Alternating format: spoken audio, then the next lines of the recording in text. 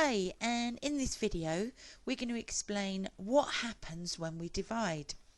Now, when I ask this in a classroom, nearly always my students will say, well, the number's going to get smaller. So whatever we're starting with, we divide it by something and the answer is smaller. So we're going to look at this and I'm going to hopefully prove to you that that's not always true. So let's have a look. So let's think of a fairly straightforward division, which is 20 divided by 5, and that's how we'd write it mathematically.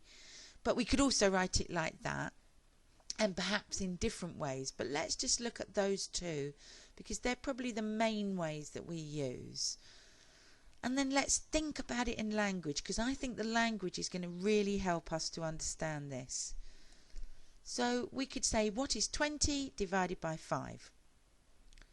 Another way of putting it is, how many times does 5 go into 20?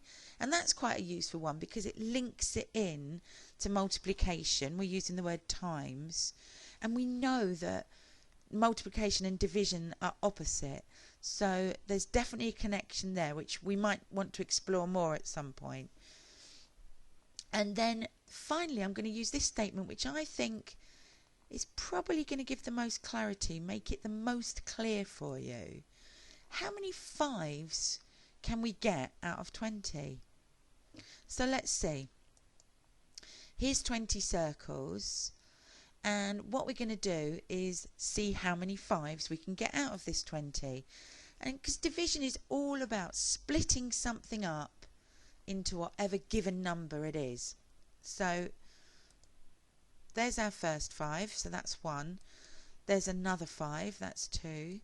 There's another 5, that's 3.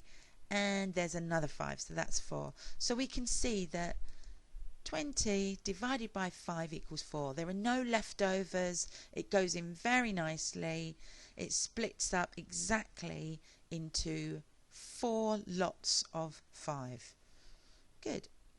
And if we look at this answer, then it certainly does seem that you take this number, you divide it by something, and the answer is smaller. So now let's try and find an example where that's not true. Let's take something else that's probably a quite straightforward sum. 20 divided by 1. So that literally means, how many 1s can we get out of 20?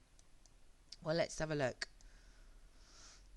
The answer, I'm pretty sure you know, is 20, but let's see why. There's 1, there's 2, there's 3, there's 4, there's 5. So we've got 5 on that line, which means we've got another 5 on that line. Oops, sorry, and then another 5 on that line and another 5 on that line. So, and you could just count these up, and indeed, if we're just dividing into 1, then we will get 20 of them. So already we have disproved the rule because we've divided 20 and the answer is still 20. Okay, now let's move on to another example. So let's look at 20 divided by 0.5.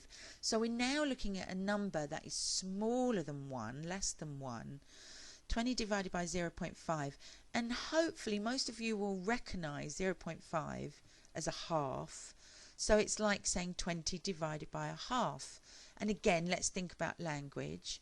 What is 20 divided by 0.5? So that's really what that is saying in mathematical language. And then we could say, how many times does a half go into 20? And again, that's referring back to multiplication. Or how about this one? How many halves can we get out of 20?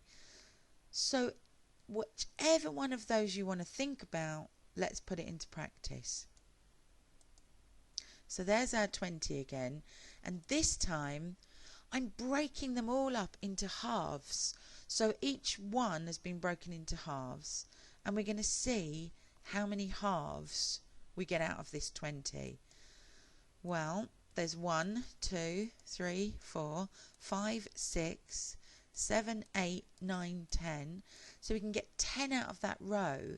And because we've got the same amount in each row, that means we can get 10 out of this row.